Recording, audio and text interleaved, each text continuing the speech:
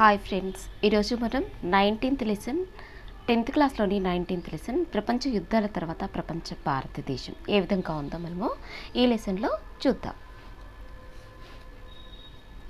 రెండవ ప్రపంచ యుద్ధం తర్వాత రెండవ ప్రపంచ యుద్ధం ప్రభావం వేరువేరు దేశాలపై వేరువేరు విధాలుగా పడింది.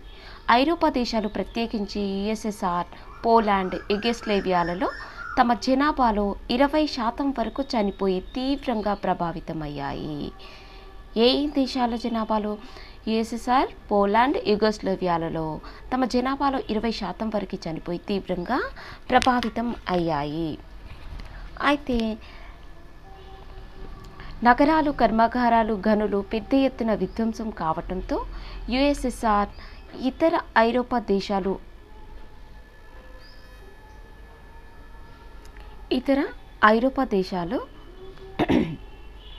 ఆర్థికంగా కూడా బాగా నష్టపోయాయి. యుఎస్ఎస్ఆర్లో 1700 పట్టణాలు, 31,000 కర్మాగారాలు, 70,000 గ్రామాలు పూర్తిగా విధ్వంసం అయ్యాయి. ఇందుకు విరుద్ధంగా అమెరికా భూభాగం మీద యుద్ధం జరగలేదు కాబట్టి దానికి జరిగిన నష్టం తక్కువ. వాస్తవానికి ఆర్థిక మాంద్యం కారణంగా ఏర్పడిన ఆర్థిక సంక్షోభం నుంచి అమెరికా బయటపడడానికి రెండవ ప్రపంచ యుద్ధం దోహదపడింది. యుద్ధ రంగాలలో దూరంగా ఉన్నందున అమెరికా పరిశ్రమలు, వ్యవసాయం వృద్ధి చెందాయి.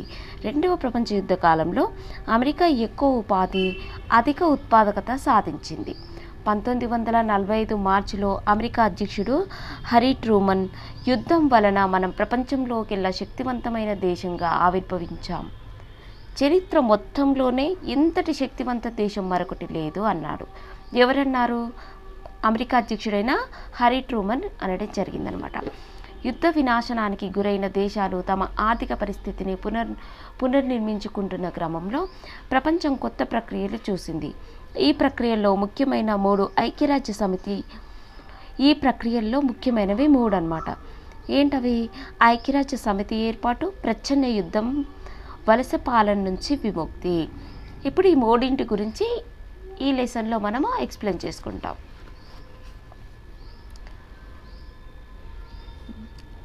నాజీ భావాలైన నియంతృత్వ సామ్రాజ్యవాదాలకు విరుద్ధంగా శాంతి, ప్రజాస్వామ్యం, దేశాల స్వాతంత్రం అన్న సూత్రాల కోసం రెండవ ప్రపంచ యుద్ధం జరిగింది. కాబట్టి మొదటి కర్తవ్య నిర్వహణకు అన్ని దేశాలలో శాంతి, అభివృద్ధి వెల్లివిరిసేలా ఒక ప్రపంచ సంస్థను ఏర్పాటు చేయటం, ఇది ఐక్యరాజ్య సమితి స్థాపనకు దారితీసింది. వలస పాలక శక్తులైన బ్రిటన్, ఫ్రాన్స్ వంటి దేశాలు తమ వలస పాలనా విధానాలను ఇక సమర్థించుకోలేకపోయాయి. అమెరికాతో పోలిస్తే ఈ దేశాలు రాజకీయంగా, ఆర్థికంగా బలహీనమయ్యాయి. పాత వలస వ్యవస్థ వల్ల వలస పాలిత దేశాలపై వలస పాలక దేశాలకు గుత్తాధిపత్యం కల్పిస్తున్నందువల్ల కూడా దానికి అంతం పలకాలని అమెరికా ఒత్తిడి చేయసాగింది.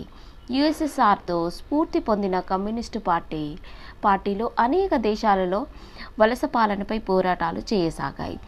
ఆ విధంగా వలస వ్యతిరేక పోరాటాలకు వెన్నుదన్నుగా యుఎస్ఎస్ఆర్ నిలబడింది. ఈ పరిస్థితుల్లో తమ కింద ఉన్న వలస పాలిత దేశాలకు బ్రిటన్ వంటి దేశాలు స్వాతంత్రం ఇవ్వక తప్పలేదు. దీని గురించి మీరు ఇంతకుముందు అధ్యాయాల్లో చదివారు. ఆ దేశాలు స్వాతంత్రం పొందిన తర్వాత పెట్టుబడిదారీ విధానం, కమ్యూనిజం మధ్య విభజించబడింది. పెట్టుబడిదారీ విధానంలో అమెరికా ఉంటే, కమ్యూనిజం విధానంలో రష్యా ఉందన్నమాట. ఈ రెండింటి మధ్య విభజించబడిన ప్రపంచాన్ని ఎదుర్కోవాల్సి వచ్చింది.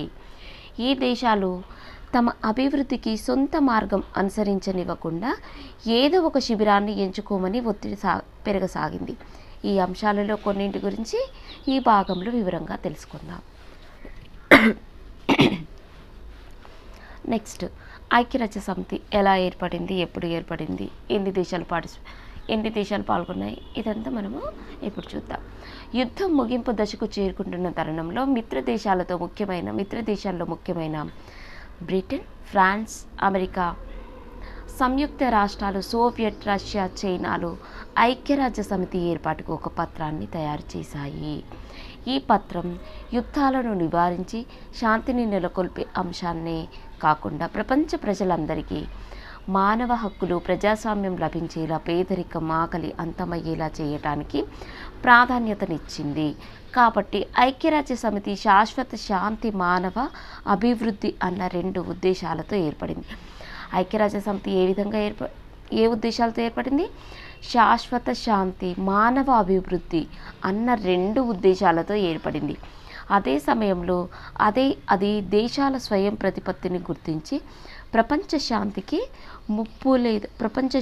ముప్పు లేదా తీవ్ర మానవ హక్కుల ఉల్లంఘన వంటి సందర్భాల్లో తప్పించి దేశాల అంతర్గత వ్యవహారాల్లో జోక్యం చేసుకొనిన మాట ఇచ్చింది. అంటే ఈ తీవ్ర మానవ హక్కుల ఉల్లంఘన అటువంటి సందర్భాల్లో తప్పించి దేశంలో అంతర్గత వ్యవహారాల్లో జోక్యం చేసుకోనని మాట ఇచ్చిందనమాట. ఐక్యరాజ్య సమితి ఏర్పడినప్పుడు దాంట్లో సభ్యులు 51 దేశాలు ఉండగా ప్రస్తుతం 2016లో 193 దేశాలు సభ్యులుగా ఉన్నాయి. ఐక్యరాజ్య సమితి ఏర్పడినప్పుడు దాంట్లో 51 దేశాలు ఉండగా ప్రస్తుతం 193 దేశాలు సభ్యులుగా ఉన్నాయి. ఆ తర్వాత దశాబ్దాలలో వలస పాలక శక్తుల నుంచి స్వాతంత్రం పొందిన దేశాలు ఐక్యరాజ్య సమితిలో చేరాయి. 6 వేరువేరు సంస్థల ద్వారా ఐక్యరాజ్య సమితి పనిచేస్తుంది. ఏంటా సంస్థలు అంటే ఒక్కొక్క సంస్థకి శాంతి భద్రతలని కాపాడటం, విద్య ఆరోగ్య సదుపాయాలని మెరుగుపరచటం, పేదరికాన్ని నిర్మూలించటం, అంతర్జాతీయ నేరాల నేపథ్యంలో న్యాయాన్ని అందించటం వంటి ప్రత్యేక విధులు ఉన్నాయి. ఈ విధులను బాధ్యత వహించి కొన్ని సంస్థలు హేగ్లో ఉన్న అంతర్జాతీయ న్యాయస్థానం, జెనీవాలో ఉన్న ప్రపంచ ఆరోగ్య సంస్థ, ప్యారిస్లో ఐక్యరాజ్య సమితి విద్యా విజ్ఞాన శాస్త్ర సాంస్కృతిక సంస్థ, న్యూయార్క్లో ఐక్యరాజ్య సమితి బాలల నీతి సంస్థ. ఐక్యరాజ్య సమితి ముఖ్య అధికారి అయిన సెక్రటరీ జనరల్ ఎన్నికల్లో అన్ని దేశాలు పాల్గొంటాయి. ఈ పదవి వివిధ దేశాల మధ్య మారుతూ ఉంటుంది. దీని ప్రధాన అంగమైన సాధారణ సభలో వివిధ దేశాల మధ్య చర్చలు జరుగుతూ ఉంటాయి. అయితే యుద్ధం, శాంతికి సంబంధించిన నిర్ణయాలు భద్రతా సమితిలో తీసుకుంటాం. దీంట్లో శాశ్వత సభ్యులైన చైనా, ఫ్రాన్స్, బ్రిటన్, యుఎస్ఎస్ఆర్, ఇప్పుడు రష్యా అన్నమాట, అమెరికాలకు ప్రత్యేక హోదా ఉంది. ఇది ఈఎన్వై యొక్క సింబల్ అన్నమాట. ఐక్యరాజ్య సమితి లోగో ఇది. 2 ఆలివ్ కొమ్మల మధ్యలో 1, 2, 3, 4 5 చక్రాలు, 5 చక్రాల మధ్యలో ప్రపంచం. 1, 2, 3, 4, 5, 6, 7.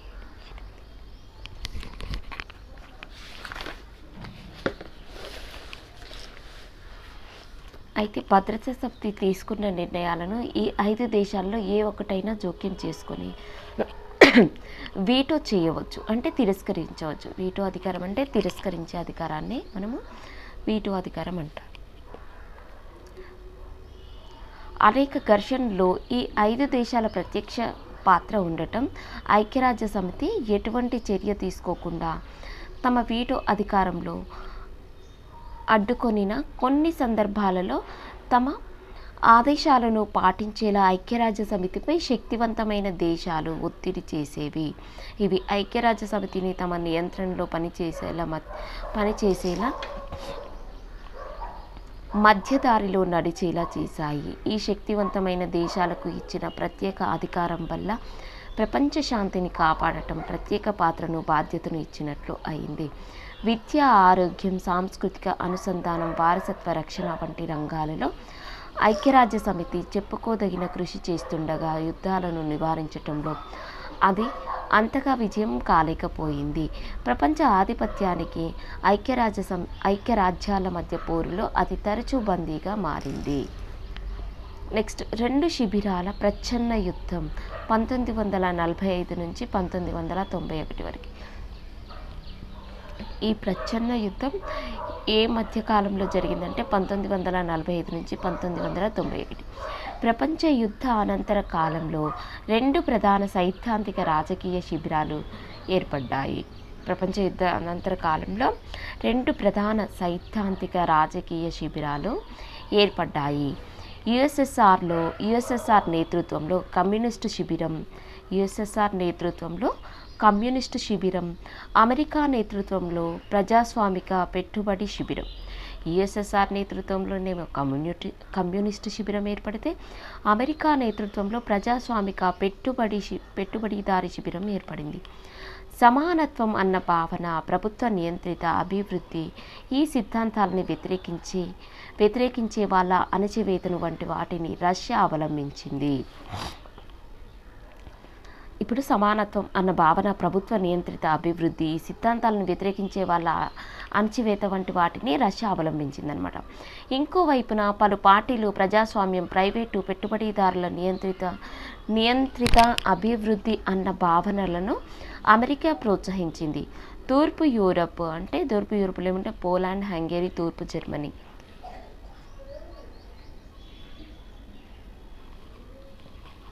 తూర్పు యూరప్ మొత్తం యుఎస్ఎస్ఆర్ ప్రభావంతో ఉండగా, కొత్త స్వాతంత్రం పొందిన చైనా, వియత్నాం వంటి వలసపారిత ప్రాంతాలు దాన్ని సన్నిహితంగా ఉండేవి.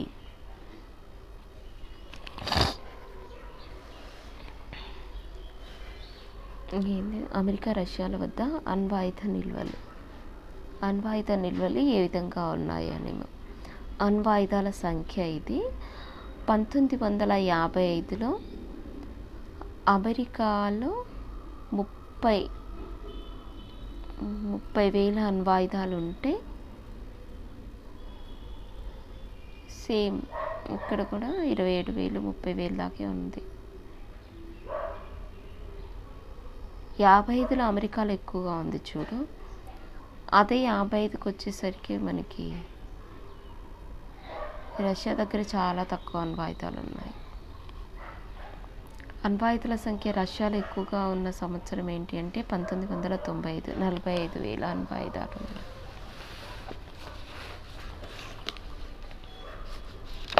మనం ఇది ఒకసారి చూద్దాము. అణుబాంబుల తీవ్రతను అర్థం చేసుకోవడానికి ఇది చేసి చూడండి. హిరోషిమాపై వేసిన అణుబాంబు 15 కిలోటన్నులు కాగా, నాగసాకిపై వేసింది 21 కిలోటన్నులు. 1 కిలోటన్నుకి 1 చుక్కతో పైన హిరోషిమాపై వేసిన అణుబాంబుని సూచించారు. రష్యా దగ్గర ఉన్న అత్యంత శక్తివంతమైన జార్ బాంబా అనే అణుబాంబు 50,000 కిలోటన్నులు.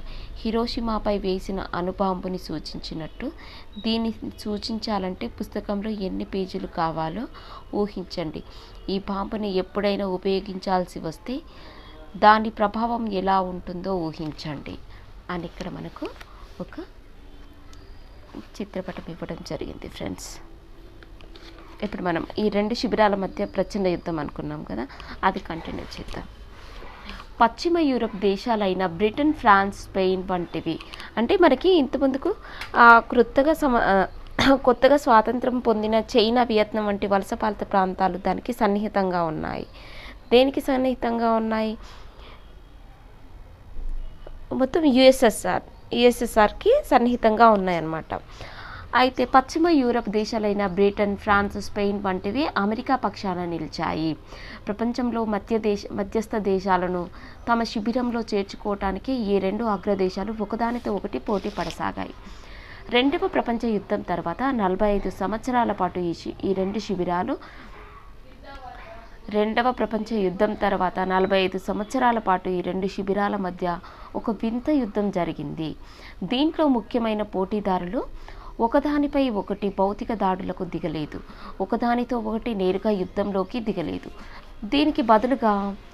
దీనికి బదులుగా ప్రపంచంలో ఏ 2 చిన్న దేశాల మధ్య ఘర్షణలు తలెత్తినప్పుడు ఆ అగ్రరాజ్యాలు చెరొక పక్షం వహించి మాటల ప్రచారం ద్వారా యుద్ధం చేశాయి. ఈ సాంప్రదాయ యుద్ధాలలో మాదిరి నిజమైన పోరు లేదు కాబట్టి దీన్ని ప్రచండ యుద్ధం అన్నారు. ఈ ప్రచండ యుద్ధం వల్ల అమెరికా, యుఎస్ఎస్ఆర్ల మధ్య తీవ్ర ఘర్షణాపూరిత వాతావరణం ఉండేది. 1945, 1991 మధ్య జరిగిన ప్రపంచ ఘటనలన్నింటినీ ఇది ప్రభావితం చేసింది. ప్రచ్ఛన్న యుద్ధం అంటే ప్రచార యుద్ధం ఒకటే కాదు. ఈ కాలంలో జరిగిన యుద్ధాలలో 2 కోట్ల మంది చనిపోయారు. ప్రచ్ఛన్న యుద్ధం అంటే ప్రచార యుద్ధం ఒక్కటే కాదు, ఈ కాలంలో జరిగిన యుద్ధాలలో 2 కోట్ల మంది చనిపోయారు. ఈ చనిపోయిన వాళ్ళలో దాదాపు అందరూ మూడవ ప్రపంచ దేశాల వాళ్ళే. అంటే వలస పాలన నుంచి బయటపడుతున్న వియత్నాం, కొరియా, అంగోలా, ఆఫ్ఘనిస్తాన్ వంటి దేశాల వాళ్ళే. ప్రపంచ 2 శిబిరాలుగా విడిపోయి ఉండటం వల్ల భౌగోళికంగా పక్కపక్కన ఉన్న దేశాలు, ఒకే మూలాలు గల ప్రజల దేశాలు శత్రువులుగా మారి వాటి మధ్య వినాశకర యుద్ధాలు చెలరేగాయి. ప్రచ్ఛన్న యుద్ధ కాలంలో ఈ 2 శిబిరాలు పరోక్ష యుద్ధాలు, సైనిక ఒప్పందాల, ఆయుధ పోటీ వంటి ఎత్తుగడలను అవలంబించాయి. పరోక్ష యుద్ధాలు మొదటి నుంచి కూడా స్వాతంత్రం కోసం పోరాడుతున్న దేశాలను తమ ప్రభావంలోకి తీసుకురావడానికి 2 శిబిరాల్లో ప్రయత్నించాయి. దీని ఫలితంగా ఆయా దేశాలలో 2 విరోధ బృందాలు చెరొక శిబిరం మద్దతు ఇవ్వసాగింది. ఉదాహరణకి 1947లో టర్కీ, గ్రీకు దేశాలలో కమ్యూనిస్టు వ్యతిరేక శక్తులు అమెరికా అధ్యక్షుడు హారీ ట్రూమన్ మద్దతు ఇచ్చాడు. కమ్యూనిస్టు వ్యతిరేక శక్తులకు అమెరికా అధ్యక్షుడు హారీ ట్రూమన్ మద్దతు ఇచ్చాడు. ఆఫ్రికాలో బెల్జియం వలస పాలన కింద ఉన్న కాంగోకి 1960లో స్వాతంత్రం వచ్చింది. దాన్ని కమ్యూనిస్టు నాయకుడైన ప్యాట్రిస్ లుమంబాని 1961లో చంపేశారు. మళ్ళీ ఇది ఒకసారి రిపీట్ చేస్తాను ఫ్రెండ్స్, చూడండి. 1947లో టర్కీ, గ్రీకు దేశాలలో కమ్యూనిస్టు వ్యతిరేక శక్తులకు అమెరికా అధ్యక్షుడు హారీ ట్రూమన్ మద్దతు ఇచ్చాడు. ఆఫ్రికాలో బెల్జియం వలస పాలన కింద ఉన్న కాంగోకి 1960లో స్వాతంత్రం వచ్చింది. దాని కమ్యూనిస్టు నాయకుడైన ప్యాట్రిస్ లుమంబాని 1961లో చంపేశారు. పోర్చుగల్ నుంచి అంగోలా 1975 నవంబర్లో స్వాతంత్రం పొందింది. ఇవి గుర్తుపెట్టుకోండి ఫ్రెండ్స్. పోర్చుగల్ నుంచి అంగోలా ఎప్పుడు స్వాతంత్రం పొందింది? 1975లో స్వాతంత్రం పొందింది. యుఎస్ఎస్ఆర్ క్యూబాల సహాయంతో అంగోలాలోని కమ్యూనిస్టులు అధికారాన్ని చేజిక్కించుకున్నారు. లాటిన్ అమెరికాలో ఫిడెల్ కాస్ట్రో అమెరికా మద్దతు ఉన్న ప్రభుత్వానికి వ్యతిరేకంగా విప్లవానికి నాయకత్వం వహించి యుఎస్ఎస్ఆర్ పంథాలో సామ్యవాద వ్యవస్థని నిర్మించడానికి కృషి చేశారు. ఇప్పుడు లాటిన్ అమెరికాలోని ఫిడెల్ కాస్ట్రో అమెరికా మద్దతు ఉన్న ప్రభుత్వానికి వ్యతిరేకంగా విప్లవానికి నాయకత్వం వహించి యుఎస్ఎస్ఆర్ పంథాలోనే సామ్యవాద వ్యవస్థను నిర్మించడానికి కృషి చేశారు. దీంతో లాటిన్ అమెరికాలోని అనేక దేశాలు ఇదే రకమైన మార్పు కోసం పోరాటాలను చేపట్టడానికి స్ఫూర్తిని పొందాయన్నమాట. వాళ్ళలో అత్యంత ప్రజాదరణ పొందిన చెగోవెరా అన్న నాయకుడు చంపబడ్డాడు.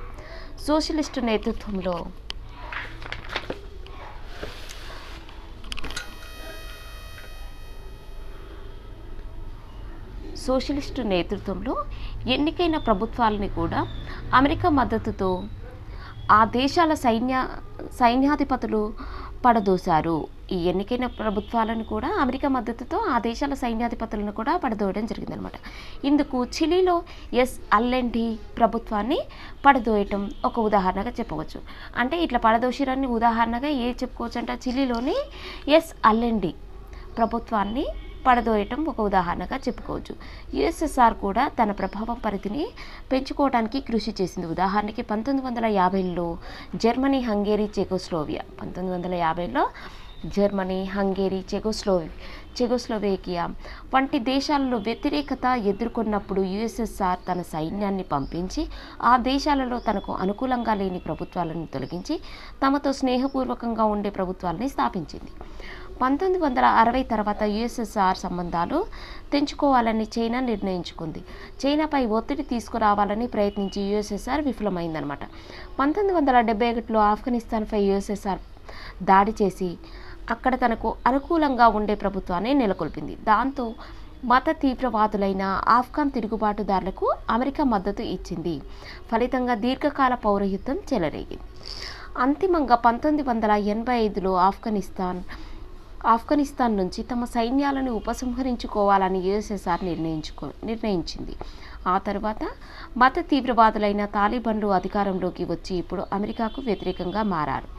ఈ అగ్రరాజ్యాలు ఆడిన ఆటలో వలస పాలకుల నియంత్రణ నుంచి బయటపడాలనుకుంటున్న 3వ ప్రపంచ యుద్ధానికి విధ్వంసానికి రంగభూమిగా మారిందని యుద్ధంలో యుఎస్ఎస్ఆర్ అమెరికా సైనికులు కాకుండా 3వ ప్రపంచ ప్రజలు పాల్గొన్నారన్నది గమనించండి. నెక్స్ట్ మనకి సైనిక ఒప్పందాల గురించి చూద్దాం. అమెరికా యుఎస్ఎస్ఆర్ల రెండింటి దగ్గర అణ్వాయుధాలు ఉన్నాయి. అయితే అణుయుద్ధమే చెలరేగితే ఏ దేశము గెలవదని ఆ రెండింటికి తెలుసు. అయినప్పటికీ అవి సైనిక కీలక ఒప్పందాలు కుదుర్చుకోసాగాయి. 1949లో అమెరికా తన మైత్రిని ఉత్తర అట్లాంటిక్ సంధి వ్యవస్థ నాటో అన్న దాని ద్వారా బలపరుచుకుంది. అయితే కీలక ఒప్పందాలు కుదుర్చుకోసాగాయి కదా. 1945లో అమెరికా ఏం చేసింది, తన మైత్రిని ఈ ఉత్తర అట్లాంటిక్ ఉంది కదా, ఉత్తర అట్లాంటిక్ సంధి వ్యవస్థ నాటో అన్న దాని ద్వారా బలపరుచుకుంది. దీనికి ప్రతిచర్యగా కమ్యూనిస్టు దేశాలు వార్సా ఒప్పందం కుదుర్చుకున్నాయి. దీనికి ప్రతిచర్యగా కమ్యూనిస్టు దేశాలు ఏం చేశాయి, వార్సా ఒప్పందాన్ని కుదుర్చుకోవడం జరిగింది. వార్సా ఒప్పందం అనేది 1955 మే 14న జరిగింది ఫ్రెండ్స్. ఒకసారి చూడండి. కుదుర్చుకున్నాయి. అమెరికా వివిధ ప్రాంతాలలో మిలిటరీ మిత్రతత్వ ఒప్పందాలైన south east Asian treaty organization America వివిధ ప్రాంతాలలో మిలిటరీ మిత్రతత్వ ఒప్పందాలైన south east Asian treaty organization SEATO, central treaty organization సెనెటోలను కుదుర్చుకుంది. సైనిక ఒప్పందాలను కుదుర్చుకోవటం ద్వారా తమను తాము బలోపేతం చేసుకున్నప్పటికీ యుద్ధమే చెలరేగితే మొత్తం నాగరికతలకి ముప్పు తెచ్చే స్థాయిలో మానవ నష్టం జరుగుతుందని ఈ శిబిరాలకు తెలుసు. అందుకే అవి ఒకదానికొకటి ప్రతిబంధకంగా నిరోధకంగా నిలిచేలా వ్యవహరించాయి. ఈ ఒప్పందాల ద్వారా అగ్రరాజ్యాల ప్రభావ పరిధి పెరిగి వాటి కింద పేర్కొన్నవి అందుబాటులోకి వచ్చాయి. చమురు ఖనిజాల వంటి కీలక వనరులు, తమ ఉత్పత్తులకి మార్కెట్లు, తమ పెట్టుబడులు పెట్టడానికి ప్రమాదకరం లేని ప్రదేశాలు, తమ సైనికులని ఆయుధాలని ఉపయోగించడానికి సైనిక స్థావరాలు, తమ భావజాల వ్యాప్తి, పెద్ద మొత్తంలో సైనిక ఖర్చుకి ఆర్థిక మద్దతు. ఆయుధ అంతరిక్ష పోటీలు ఏ విధంగా జరిగాయి రెండింటి మధ్య మనము చూద్దాం. ఆయుధ పరిశోధనలపైన, ఖండాంతర క్షిపణులు, విధ్వంసకర అణ్వాయుధాల నిల్వలపైన అమెరికా యుఎస్ఎస్ఆర్లు పెద్ద ఎత్తున నిధులు ఖర్చు చేశాయి. రెండింటి దేశాలలో ఒక్కొక్క దాని దగ్గర ప్రపంచాన్ని పలుమార్లు మట్టు పెట్టగల అణ్వాయుధాలు ఉన్నాయి. కాలక్రమంలో వాటి మిత్ర దేశాలైన బ్రిటన్, ఫ్రాన్స్, చైనాలు కూడా అణ్వాయుధాలను సమకూర్చుకున్నాయి. గూఢాచార్యంలోని క్షిపణులను నిర్దేశించటంలోనూ ఉపగ్రహాలు దోహదం చేయటంతో ఇప్పుడు పోటీ అంతరిక్షంలో కూడా విస్తరించింది. మొదటి ఉపగ్రహమైన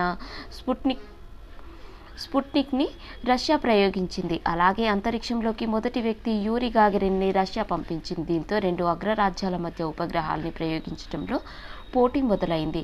నీల్ ఆర్మ్స్ట్రాంగ్ని ఇతరులను చంద్రమండలం మీదకి పంపటంలో 1969 అమెరికా సఫలమైంది. యుద్ధం అంచున, ఇప్పుడు ఎడమ చేతి వైపు ఈయన యూరి గగారిన్, చంద్రమండలంపై మనిషి అన్నమాట. యుద్ధం అంచున ప్రత్యర్థి శిబిరాలు విధ్వంసకర ఆయుధాల నిల్వలను పెంచుకుంటూ పోవటంతో ప్రపంచ అణ్వాయుధ యుద్ధ విధ్వంసం నీడలో బిత్కుబిత్కుమంటూ ఉంది. అన్ని దేశాల ప్రజల యుద్ధ భయంతో గడపసాగారు.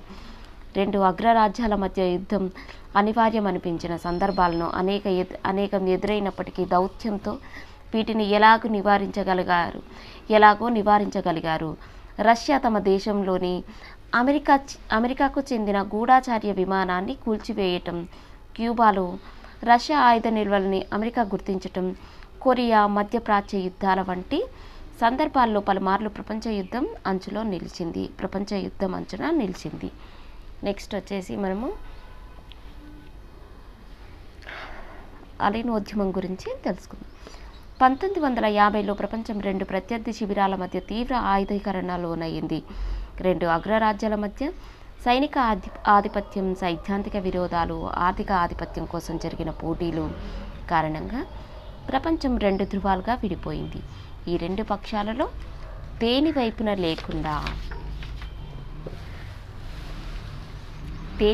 లేకుండా ఉండటానికి అంతగా అవకాశాలు లేకపోయినా అటువంటి ప్రయత్నం ఒకటి జరిగింది. అగ్రరాజ్యాల మధ్య పోటీ వల్ల ఇటీవల వలస పాలన నుంచి విముక్తి పొందిన దేశ సమస్యలైన పేదరికం, అనారోగ్యం, అసమానత్వం, వలసవాదం వంటివి ఏవీ పరిష్కారం కాలేదు.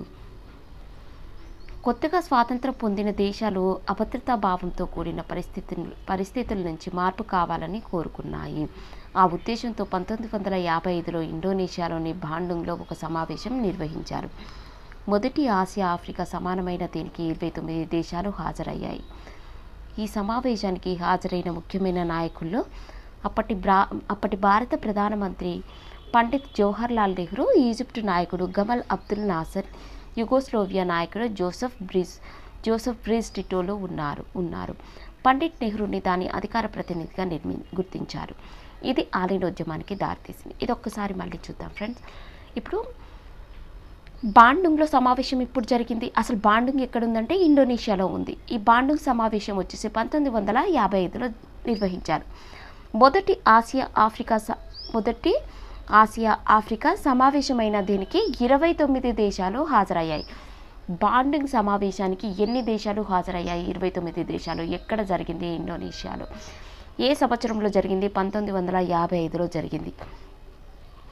ఈ సమావేశానికి హాజరైన ముఖ్య నాయకులు వచ్చేసి అప్పటి భారత ప్రధాని మంత్రి పండిట్ జవహర్లాల్ నెహ్రూ, ఈజిప్టు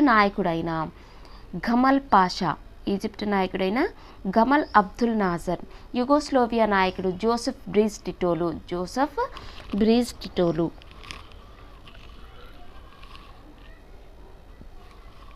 పండిట్ నెహ్రూని దాని అధికార ప్రతినిధిగా గుర్తించారు.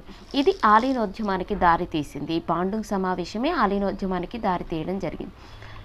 ఆసియా, ఆఫ్రికా, ఆ తర్వాత లాటిన్ అమెరికాలో కొత్తగా స్వాతంత్రం పొందిన దేశాల మధ్య సాంస్కృతిక ఆర్థిక సహకారాన్ని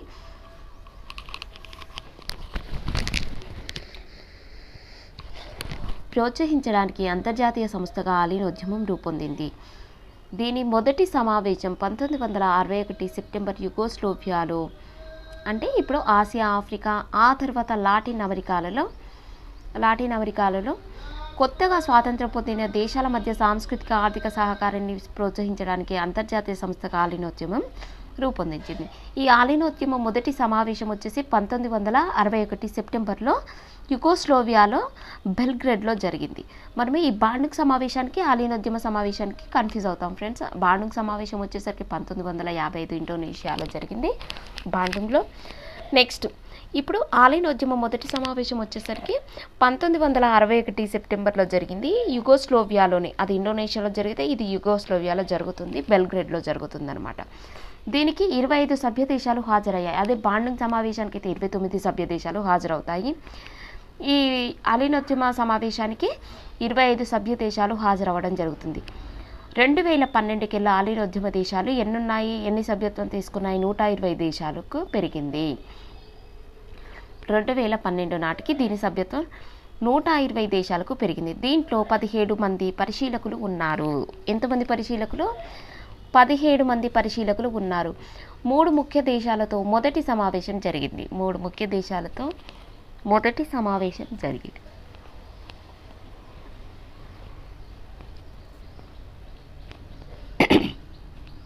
రెండవ సమావేశం వచ్చేసరికి 1964లో రెండవ సమావేశం కైరోలో జరిగిందనమాట. ఆలీనోద్యమ సభ్య దేశాల మధ్య సహకారం, వీటిల్లో అనేకం కొత్తగా స్వాతంత్ర దేశాలు అయ్యాయి. పెరుగుతున్న ప్రచ్ఛన్న యుద్ధ తీవ్రతలు మిగిలిన ప్రపంచంపై దాని ప్రభావం, వలస పాలన నుంచి విముక్తి అయిన దేశాలు ఏ సైనిక శిబిరంలోనూ చేరకుండా చూడటం. వీటి యొక్క ముఖ్య ఉద్దేశాలేంటి? ఆలీనోద్యమ సభ్య దేశాల మధ్య సహకారం, వీటిలో అనేకం కొత్త స్వాతంత్ర దేశాలు అయ్యాయి. పెరుగుతున్న ప్రచ్ఛన్న యుద్ధ తీవ్రతలు మిగిలిన ప్రపంచంపై దాని ప్రభావం లేకుండా చూడడం. వలస పాలన నుంచి విముక్తి అయిన దేశాలు ఏ సైనిక శిబిరంలోనూ చేరకుండా చూడడం అన్నమాట. 2 అగ్రరాజ్యాలు పోటీ పడుతూ వివిధ దేశాలను తమ వైపుకు లాక్కోవడానికి ప్రయత్నిస్తున్న నేపథ్యంలో భారతదేశం వంటి దేశాలు స్వతంత్ర వైఖరిని వ్యక్తపరచడానికి ఆలీనోద్యమం దోహదపడింది. అగ్రరాజ్యాలని ఒకదానికి మరొకదానికి వ్యతిరేకంగా ఉపయోగించుకొని కొత్తగా అభివృద్ధి చెందిన దేశాలు తమకు కావలసిన సహాయాన్ని, స్థానాన్ని పొందగలిగాయి. ఆలీనోద్యమ దేశాల మధ్య విభేదాలను పరిష్కరించుకోవడానికి కూడా కొంతవరకు ఇది దోహదపడింది. 2 అగ్రరాజ్యాలు ఆలీనోద్యమాన్ని అనుమానపు దృష్టితో చూశాయి. అంతర్జాతీయ అంశాలపై ఆలీనోద్యమం రష్యాకి దగ్గరగా ఉందని అమెరికా భావించేది. ఉదాహరణకి ఆఫ్ఘనిస్తాన్పై సోవియట్ దాడి చేయటం పట్ల స్పందించకపోవటం అలీనోద్యమ నిష్పక్ష సిద్ధాంతాలకు భిన్నంగా ఉందని అమెరికా విమర్శించింది. అలీనోద్యమంలోని మరొక బలహీనత దాని సభ్య దేశాలు ఒకదానితో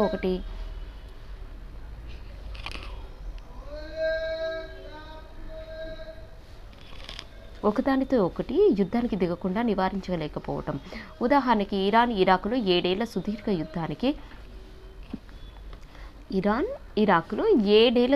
యుద్ధానికి దిగినప్పటికీ అలీనోద్యమం ఏమి చేయలేకపోయింది. ఈ పరిమితులు ఉన్నప్పటికీ 2 అగ్రరాజ్యాల మధ్య చీలిన ప్రపంచ నేపథ్యంలో కొత్తగా స్వాతంత్రం పొందిన దేశాలు అంతర్జాతీయ వ్యవహారాల్లో స్వతంత్రంగా వ్యవహరించడానికి అలీనోద్యమం సహాయపడింది. నెక్స్ట్ పశ్చిమ ఆసియా ఘర్షణలు. పశ్చిమ ప్రాంతాన్ని పశ్చిమ ఆసియా అంటారు. పశ్చిమ ప్రాంతాన్ని పశ్చిమ ఆసియా అనడం జరుగుతుందన్నమాట. ఇదే ప్రాంతాన్ని మధ్యప్రాచ్యం అని కూడా అంటారు. ఈ పశ్చిమ ఆసియా ప్రాంతాన్ని మధ్యప్రాచ్యం అని కూడా అనడం జరుగుతుంది. అరబ్బులు యూదులు మధ్య ఏర్పడిన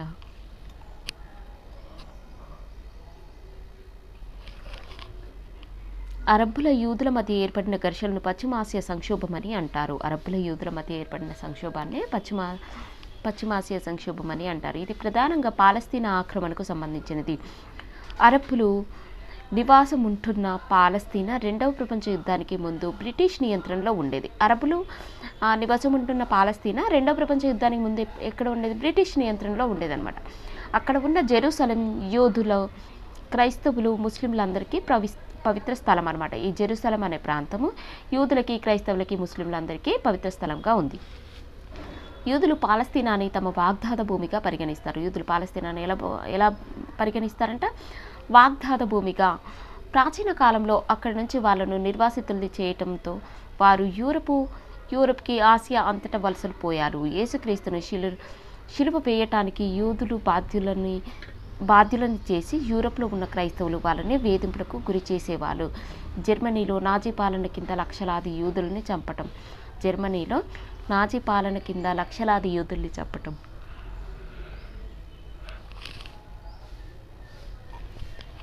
జైలు పాలు చేయటం దీనికి పరాకాష్ట. ప్రపంచవ్యాప్తంగా యూదులను ఏకం చేసి తమ మాతృభూమి అయిన పాలస్తీనాను తిరిగి పొంది యూదులకు ప్రత్యేక దేశాన్ని నిర్మించడానికి యూదులలో జియానిస్టు ఉద్యమం మొదలైంది. యూదుల్లో మొదలైన ఉద్యమం ఏంటి? జియానిస్టు ఉద్యమం. దేనికోసం మొదలైంది? ఈ ప్రపంచవ్యాప్తంగా ఉన్న యూదుల్ని ఏకం చేసి తమ మాతృభూమి అయిన పాలస్తీనా అని చెప్పుకున్నాం కదా, ఈ పాలస్తీనాని తిరిగి పొందడానికి, యూదుల ప్రత్యేక దేశాన్ని నిర్మించడానికి యూదుల్లో మొదలైన ఉద్యమం ఏంటి? జియానిస్టు ఉద్యమం. 1945లో దీనికి పాశ్చాత్య శక్తుల మద్దతు కూడా లభించింది.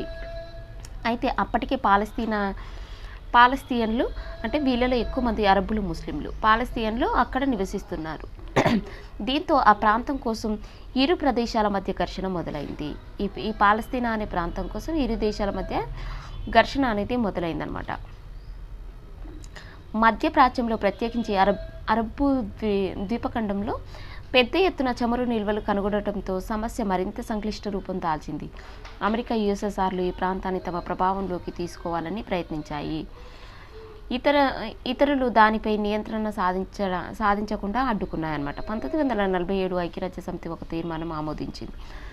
దీని ప్రకారం పాలస్తీనాను 2 భాగాలుగా చేసి ఒకటి అరబ్బులకు, మరొకటి యూదులకు కేటాయించింది. ఇంకా 47లో యుఎన్ఓ ఒక తీర్మానం ఆమోదించింది అనమాట. దీని ప్రకారం పాలస్తీనా 2 విభాగాలుగా చేసి ఒకటేమో అరబ్బులకు ఇచ్చి ఇంకొకటేమో యూదులకు ఇవ్వడం జరిగిందనమాట. ఇప్పుడు 1947లో. 1948లో బ్రిటన్ తన సైన్యాలని పాలస్తీనా నుంచి ఉపసంహరించుకుంది. 1948లో ఈ బ్రిటన్ ఏం చేసింది? తన సైన్యాలని పాలస్తీనా నుంచి ఉపసంహరించుకుంది. యూదుల కోసం ఇజ్రాయిల్ ఏర్పడింది. ఇజ్రాయిల్ ఏర్పడింది. అరబ్బుల కోసం తమ మాతృభూమిని వదులుకోవడానికి అంగీకరించలేదు. అరబ్బులు తమ మాతృభూమి అయిన పాలస్తీనాని వదులుకోవడానికి అంగీకరించలేదు అనమాట.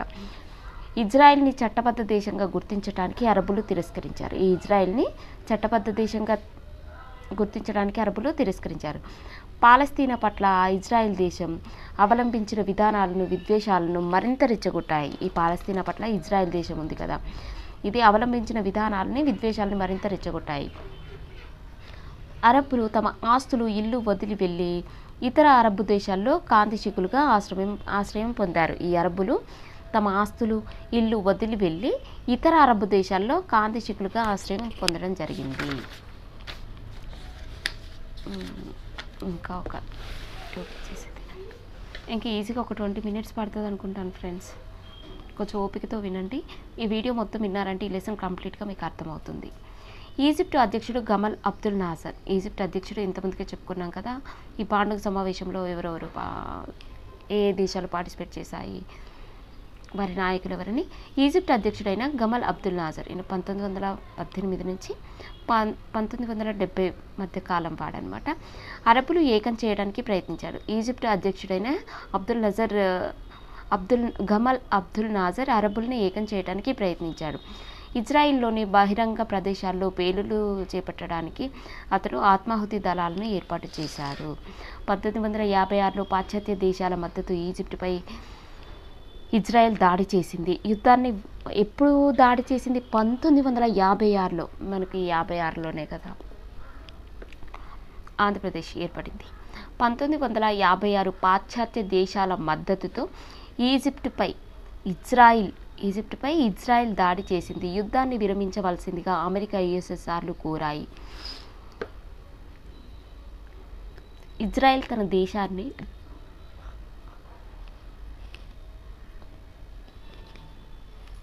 తన సైన్యాన్ని ఉపసంహరించుకుంది. 1967 అరబ్బులు మరొకసారి ఇజ్రాయెల్పై దాడి చేశారు. ఫస్ట్ ఏమో 56లో దాడి చేశారు. దేనిపైన? ఈజిప్ట్ పైన ఇజ్రాయెల్ దాడి చేసింది. ఆ తర్వాత ఇజ్రాయెల్ తన సైన్యాన్ని ఉపసంహరించుకుంది. యుఎస్ఎస్ఆర్ అమెరికా కోరాయి కాబట్టి. తర్వాత 1967లో అరబ్బులు మరొకసారి ఇజ్రాయెల్పై దాడి చేశారు. ఎదురు దాడి చేయటమే మెరుగైన రక్షణాత్మక చర్యగా భావించి ఈజిప్టుపై ఇజ్రాయెల్ దాడి చేసి దాని వాయుదళాన్నంతటిని విధ్వంసం చేసింది. అంతేకాకుండా Gaza, Golan Heights, West Bank భూభాగాలను ఆక్రమించింది. ఇంకా దేన్ని ఆక్రమించింది Israel? Gaza, Golan Heights, West Bank భూభాగాలని ఆక్రమించింది. ఐక్యరాజ్య సమితి తీర్మానం చేసినప్పటికీ ఆక్రమించిన ప్రాంతాలను తిరిగి ఇవ్వడానికి ఇజ్రాయెల్ నిరాకరించింది. ఐక్యరాజ్య సమితి తీర్మానం చేసినప్పటికీ కూడా ఈ ఆక్రమించింది కదా ఈ ఇజ్రాయిల్ కొన్ని భూభాగాలను, ఇది మళ్ళీ తిరిగి ఇవ్వడానికి నిరాకరించింది అనమాట. అయితే యుద్ధ విరమణకు మాత్రం అంగీకరించింది. ఐక్యరాజ్య సమితి చెప్పినట్లు యుద్ధ విరమణకైతే అంగీకరించింది, కానీ అవి ఆక్రమించిన ప్రాంతాలను తిరిగి ఇవ్వడానికి మాత్రం అంగీకరించలేదు. ఈ ఆక్రమిత ప్రాంతాలు బఫర్ ప్రాంతంగా పనిచేస్తుందని ఇజ్రాయెల్ భావించింది. ఈ ఆక్రమించిన ప్రాంతాలనే బఫర్ ప్రాంతాలు అంటారు. ఏంటి ఆ బఫర్ ప్రాంతాలు అంటే Gaza, Golan Heights, West Bank భూభాగాలని బఫర్ ప్రాంతాలుగా పేర్కొనడం జరుగుతుంది. అంటే ఈ ఆక్రమించిన ప్రాంతాలు బఫర్ ప్రాంతంగా పనిచేస్తాయి అని ఇజ్రాయెల్ భావించింది. అరబ్బుల ఉద్యమాన్ని యుద్ధం కుంటుపరిచింది అనమాట. ఈలోగా 1964 జోర్దాన్లో పాలస్తీనా విముక్తి సంఘం ఆవిర్భవించింది. అరబ్ బృందాలన్నింటినీ ఏకం చేసి ఇది ఒక కొత్త కోణాన్ని తీసుకువచ్చింది. కోల్పోయిన భూమిని శాంతియుతంగా తిరిగి పొందడం దీని లక్ష్యం. ఈ 1964లో జరిగిన జోర్దాన్లో పాలస్తీనా విముక్తి సంఘం ఏర్పడింది. దీని లక్ష్యం ఏంటి? ఈ పాలస్తీనా విముక్తి సంఘం యొక్క లక్ష్యం ఏంటంటే కోల్పోయిన భూమిని శాంతియుతంగా తిరిగి పొందటమే దీని లక్ష్యం అనమాట. అయితే 1967లో యాసర్ అరాఫత్ నాయకత్వంలోని ఏపీఎల్ఓ ఇజ్రాయిల్పై దాడి చేయాల్సిందిగా అరబ్బు దేశాలపై ఒత్తిడి పెట్టసాగింది. అయితే యాసర్ అరాఫత్ నాయకత్వంలో ఏపీఎల్ఓ ఇజ్రాయిల్పై దాడి చేయాల్సిందిగా అరబ్బు దేశాలపై ఒత్తిడి పెట్టసాగిందనమాట. దీనికైతే అరబ్బు దేశాలు అంత ఉత్సాహం చూపలేదు. దాంతో పిఎల్ఓ అండి, ఏపీఎల్ఓ కాదు, పిఎల్ఓ అంతే. ఇక్కడ పిఎల్ఓలో నుంచి ఒక వర్గం అరాఫత్ నేతృత్వంలో చేరి విమానాల హైజాకింగ్ 1972 సెప్టెంబర్లో మ్యూనిచ్ ఒలింపిక్స్లో ఇజ్రాయెల్కి చెందిన ఒలింపిక్ బృందాన్ని అపహరించి అనేక మంది క్రీడాకారులని చంపటం వంటి ఉగ్రవాద చర్యలకు పాల్పడింది. ఎంత మోసం కదా. అయితే ఈ అరబ్ దేశాలు ఈ అరాఫత్ ఎంత ఒత్తిడి చేసినా కూడా వీళ్ళు దానికి అంత ఉత్సాహం ఏం చూపలేదన్నమాట. అయితే చూపకుండా వీళ్ళు ఇందులో ఈ పిఎల్ఓలో ఒక వర్గం ఏం చేసింది, అరాఫత్ నేతృత్వంలో చీలి విమానాల హైజాకింగ్ 1972 సెప్టెంబర్లో మ్యూనిచ్ ఒలింపిక్స్లో ఇజ్రాయెల్కి చెందిన ఒలింపిక్స్ బృందం ఉంటుంది కదా, ఈ ఒలింపిక్ బృందాన్ని అపహరించి అనేక మంది క్రీడాకారులని చంపటం వంటి ఉగ్రవాద చర్యలకి పాల్పడిందనమాట. పాలస్తీనియర్లు ఈ దాడులను సాకుగా చేసుకొని, ఈ పాలస్తీన్లు ఏం చేశారు, ఈ దాడులనే సాకుగా చేసుకొని ఇజ్రాయెల్పై వాళ్ళపై తిరుగుదాడులు చేసి తాము గతంలో ఇచ్చిన మాటలను అమలు చేయడానికి నిరాకరించింది. ప్రతి దాడులతో ఈ ప్రాంతమంతా నిత్యం యుద్ధ వాతావరణంతో, ఉగ్రవాదుల దాడులతోటి ఉండేదన్నమాట. పిఎల్ఓ పరస్పరం ఘర్షణకు పాల్పడే అనేక చిన్న వర్గాలుగా చీలిపోయింది. పిఎల్ఓ అనేది పరస్పరం ఘర్షణలకు పాల్పడే అనేక చిన్న వర్గాలుగా చీలిపోయిందనమాట. అంతిమంగా అరాఫత్ ఉగ్రవాదాన్ని విడిచిపెట్టి ఇజ్రాయిల్ని గుర్తించడం ద్వారా శాంతియుత పరిష్కారం కనుగొనటానికి అంగీకరించాడు. ఈ అరాఫత్ ఉగ్రవాదాన్ని విడిచిపెట్టి ఇజ్రాయిల్ని గుర్తించడం ద్వారా శాంతియుత పరిష్కారం కనుగొనడానికి అంగీకరించాడు. దీర్ఘకాల యుద్ధాన్ని ముగించడానికి అతడు ఇజ్రాయెల్తో సంప్రదింపులు జరిపి పాలస్తీనియన్లు స్వయం పాలనకు సంబంధించి అనేక ఒప్పందాలు కుదుర్చుకున్నాడు. వెస్ట్ బ్యాంక్ నుంచి తన సైన్యాన్ని ఉపసంహరించుకోవటానికి కాక పాలస్తీనాలోని అరబ్బు వాసులకు ఓటు హక్కు ఇవ్వటానికి ఇజ్రాయిల్ అంగీకరించింది. అంటే ఏంటంట, ఇప్పుడు ఈ దీర్ఘకాల యుద్ధాన్ని ముగించడానికి అతడు ఇజ్రాయెల్తో సంప్రదింపులు జరిపి పాలస్తీనియన్లు స్వయం పాలనకు సంబంధించిన అనేక ఒప్పందాలు కుదుర్చుకున్నాడు. ఈ వెస్ట్ బ్యాంక్ నుంచి తన సైన్యాన్ని ఉపసంహరించుకోవటానికి కాక పాలస్తీనాలోని అరబ్బు వాసులకు ఓటు హక్కు ఇవ్వటానికి ఇజ్రాయెల్ అంగీకరించింది. అయితే ఇజ్రాయెల్ తన మాటల్ని నిలుపుకోక ఏదో ఒక సాకుతో ఇంకా ఆ టైంకి అయితే అన్నది, కానీ ఆ మాటలను నిలుపుకోకుండా ఏదో ఒక సాకుతో పాలస్తీనియన్లపై దాడులు కొనసాగించడం వల్ల ఈ ఒప్పందాలు విజయవంతం కాలేదు. పాలస్తీన్ దేశానికి పిఎల్ఓ చట్టబద్ధ ప్రతినిధిగాను, అరాఫత్ దానికి అధ్యక్షుడిగాను గుర్తించడానికి అనేక దేశాలు అంగీకరించాయి. అరాఫత్ 2004లో ఫ్లూ జ్వరంతో అస్వస్థతకు గురై మరణించాడు. అరాఫత్ ఎప్పుడు మరణించాడు? 2004లో ఫ్లూ జ్వరంతో అస్వస్థతకు గురై మరణించడం జరిగింది. ఇప్పటికీ పాలస్తీనియన్లు దేశ బహిష్కరణ యుద్ధం లాంటి గడ్డు పరిస్థితుల్ని ఎదుర్కొంటూ తమ సొంత గడ్డ కోసం, ప్రశాంత జీవనం కోసం పోరాటం సాగిస్తూనే ఉన్నారు. ప్రజెంట్ కూడా ఇది పాలస్తీనాలో ఈ యుద్ధాలు జరుగుతూనే ఉన్నాయన్నమాట. నెక్స్ట్ ఓకే, ఇప్పుడు దీని నుంచి కంటిన్యూ చేద్దాం. గల్ఫ్ ప్రాంతంలో పెరిగిన జాతీయవాద భావం. ఇజ్రాయెల్కి అమెరికా మద్దతు కొనసాగిస్తూ ఉండటం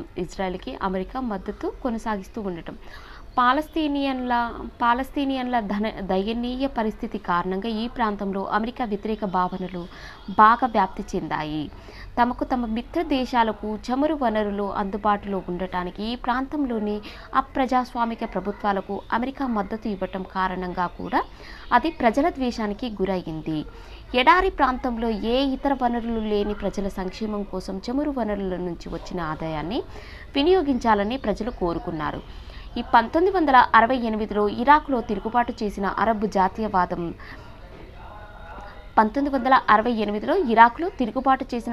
జాతీయవాదం సోషలిజం అన్న జంట నినాదాలతో సద్దాం హుస్సేన్ అధికారంలోకి వచ్చాడు. సోషలిజం అంటే వాళ్ళ ఉద్దేశంలో చమురు వనరుల జాతీయీకరణ, చమురు నుంచి వచ్చే ఆదాయాన్ని పౌరుల సంక్షేమ చర్యల కోసం ప్రభుత్వం ఖర్చు చేయటం. 1969లో ఇదే రకమైన పరిణామాలు లిబియాలోనూ చోటు చేసుకున్నాయి. దీని గురించి మీరు 9వ తరగతిలోనే 18వ అధ్యాయంలో చదివారు. మన వీడియోస్లో ఉన్నాయి ఫ్రెండ్స్. ఈ 18th లెసన్ కూడా ఒకసారి ఆ వీడియో వినండి ఫ్రెండ్స్, మీకు క్లారిటీ వస్తుంది. ఈ ప్రభుత్వాలు సంక్షేమ విధానాలతో పాటు ఒక వ్యక్తి లేదా చిన్న బృందం యొక్క నియంతృత్వ పాలనను చేపట్టాయి. ఎటువంటి ప్రజాస్వామిక నిరసనలు కానీ వ్యతిరేకతను కానీ ఇవి అనుమతించలేదు. అనేక ప్రభుత్వాల్లో అమెరికా మద్దతు ఇచ్చిన ప్రభుత్వాలకు వ్యతిరేకత మతపరమైన రంగు సంతరించుకుంది. సంపదను అవకాశాలను అందరికీ సమంగా పంచాలన్న భావనకు జాతీయవాద శక్తులు రాకుండా ఆయా దేశాలలో మత ఛాందసవాదులు అధికారంలోకి వచ్చేందుకు మద్దతునిచ్చాయి. 1979లో ఇరాన్లో విప్లవం సంభవించింది. అమెరికా మద్దతు ఇచ్చిన ఇరాన్ రాజును తొలగించి షియా ఇస్లామిక్ మత గురువులు ప్రజాస్వామికంగా ఎన్నికైన నాయకులు కలిసి నిర్వహించే కొత్త ప్రభుత్వాన్ని ఏర్పాటు చేసుకున్నారు. ఇప్పుడు ఈ 1979లో ఇరాన్లో విప్లవం సంభవించి ఇరాన్ రాజుని తొలగించారు. షియా ఇస్లామిక్ మత గురువులు ప్రజాస్వామికంగా ఎన్నికైన నాయకులు కలిసి నిర్వహించే కొత్త ప్రభుత్వాన్ని ఏర్పాటు చేసుకున్నారు. అంతే కదా. సోవియట్ సైనికులు తిరిగి వెళ్ళిపోయిన తర్వాత ఆఫ్ఘనిస్తాన్లోని తాలిబాన్లు అధికారంలోకి వచ్చి తీవ్రవాద ఇస్లామిక్ ప్రభుత్వాన్ని ఏర్పాటు చేశారు. మత గ్రంథాల్లో ఉన్న నియమాలను ప్రజలు ఖచ్చితంగా పాటించాలని ప్రజలు బలవంతం చేయసాగారు. ఈ కారణంగా మహిళలకు, మతపర అల్పసంఖ్యాక ప్రజలకు మౌలిక స్వేచ్ఛ, సమానత్వం లేకుండా పోయాయి. 21వ శతాబ్దపు ఆరంభంలో అరబ్బులు అసంతృప్తి పెరిగి ఫలితంగా మతపర ఉగ్రవాదం పెరిగింది. కొంతమంది అరబ్బు ఉగ్రవాదులు అమెరికాకు చెందిన 2 విమానాలు హైజాక్ చేసి వాటితో న్యూరెంబర్గ్ ప్రపంచ వాణిజ్య కేంద్రంలోకి దూసుకెళ్లడంతో ఆ భవనాలు కూలి కొన్ని వేల మంది మరణించారు. దీంతో తాలిబాన్లపై అమెరికా యుద్ధం ప్రకటించి అంతిమంగా ఇరాక్ పైన కూడా యుద్ధానికి దిగింది. ఇటీవల జరిగిన ఈ ఘటనల గురించి మరిన్ని వివరాలు వారపత్రికల నుంచి తెలుసుకోండి. నెక్స్ట్, శాంతి ఉద్యమాలు, యుఎస్ఎస్ఆర్ పతనం, ప్రచ్ఛన్న యుద్ధం అంతం. ఏ విధంగా అంతమైంది శాంతి ఉద్యమాలు అనేవి, ప్రచ్ఛన్న యుద్ధం ఏ విధంగా అంతమైంది అనేది మనము నెక్స్ట్ వీడియోలో చూద్దాం ఫ్రెండ్స్. ఇప్పటికే ఈ వీడియో చాలా లెంతీ అయింది. మనకు శాంతి ఉద్యమాలు అంతిమంగా 1985-1991 మధ్య అణు పరీక్షలపై నిషేధం విధించడం, యుఎస్ఎస్ఆర్లలో మిఖాయిల్ గోర్బచేవ్ అధికారంలోకి రావటం, అదేవిధంగా అతడు కొన్ని సంస్కరణలు చేపట్టాడు. గోర్బచేవ్ కొన్ని సంస్కరణలు చేపట్టాడు. పాశ్చాత్య దేశాల సంబంధాలు మెరుగుపరచుకోవడానికి ప్రయత్నించాడు అనమాట. ఇతడు ప్రవేశపెట్టిన సంస్కరణలో గ్లోస్నోస్త్ పెరిస్ట్రోయికా వ్యవహరిస్తారు. ఇతను ప్రవేశపెట్టిన సంస్కరణలే గ్లోస్నోస్త్ పెరిస్ట్రోయికా వ్యవహరిస్తారనమాట. యుఎస్ఎస్ఆర్ మిఖాయిల్ గోర్బచేవ్ అధికారంలోకి వచ్చాక ఇతను ప్రవేశపెట్టిన సంస్కరణలు అవి. పశ్చిమ జర్మనీ నుంచి తూర్పు ప్రాంతంలో వేరు చేస్తున్న బెర్లిన్ గోడను పడగొట్టడం తూర్పు యూరోప్ పరిణామాలకు సూచిస్తుంది. జర్మనీ ప్రజలు వ్యతిరేకించిన ఈ గోడ యుఎస్ఎస్ఆర్ నియంత్రణకి సాంకేతంగా ఉండి అపఖ్యాతిగాంచింది. Next, Boris Yeltsin. Russian parliament తరపున బోరిస్ ఎల్బిన్ ఈ తిరుగుబాటును అడ్డుకున్నాడు. యుఎస్ఎస్ఆర్లో కమ్యూనిస్టు ఛాందసవాదులు గోర్బచేవ్ అధికారంలోని తొలగించి ఒక తిరుగుబాటు ప్రోత్సహించారు. అయితే ఈ రష్యన్ పార్లమెంటు తరపున బోరిస్ ఎల్బిన్ ఈ తిరుగుబాటు అడ్డుకున్నాడు. అతడు అంతిమంగా అధ్యక్ష ఎన్నికల్లో గెలుస్తుంది. 1991 యుఎస్ఎస్ఆర్ని రద్దుపరుస్తున్నట్లు ప్రకటించి మాజీ యుఎస్ఎస్ఆర్లోని రాజ్యాలు స్వతంత్ర దేశాలు అయ్యాయి. ఆ తర్వాత వీటిలో చాలా వరకు రష్యాతో ఒప్పందం కుదుర్చుకున్నారు. ఈ రష్యా సపరేట్గా రష్యా ఎప్పుడు విడిపోయింది? 1991. మన నెక్స్ట్ భారతదేశం దాని పొరుగు దేశాల గురించి తెలుసుకుందాం. చైనాతో భారతదేశ సంబంధాలు ఏ విధంగా ఉన్నాయి, అదేవిధంగా ఇంకా ఎన్ని ఉన్నాయి ఫ్రెండ్స్ చూద్దాం ఒకసారి. పాకిస్తాన్ భారతదేశ సంబంధాలు ఒకటి. ఈ మత యుద్ధం ఏ విధంగా జరిగింది ఇక్కడ ఉంది చూడండి. మత యుద్ధం ఏ విధంగా ఉంది, ఇవన్నీ చాలా ఇంపార్టెంట్స్ ఉన్నాయి ఫ్రెండ్స్. నేను నెక్స్ట్ వీడియోలో ఎక్స్ప్లెనేషన్ చేస్తాను. బంగ్లాదేశ్ భారతదేశ యుద్ధ సంబంధాలు, శ్రీలంకతో భారతదేశ సంబంధాలు ఏ విధంగా ఉన్నాయి అనేది మన పొరుగు దేశాలైనా ఈ పొరుగు దేశాల మధ్య ఏ విధంగా జరిగింది, మన దేశానికి పొరుగు దేశాలకి యుద్ధాలు ఏమైనా జరిగాయా ఏంటి అనేది మనం నెక్స్ట్ వీడియోలో చూద్దాం ఫ్రెండ్స్. ఇప్పటికీ వీడియో చాలా లెంతీ అయింది friends. Thank you so much. Thank you friends. ఎవరికైనా ఈ ఎక్స్ప్లెనేషన్ నచ్చుంటే షేర్ చేయండి, లైక్ చేయండి. ఇలాంటి మరిన్ని వీడియోస్ చేస్తాను ఫ్రెండ్స్. నెక్స్ట్ వీడియోలో మనం కలుసుకుందాం. Okay, bye friends.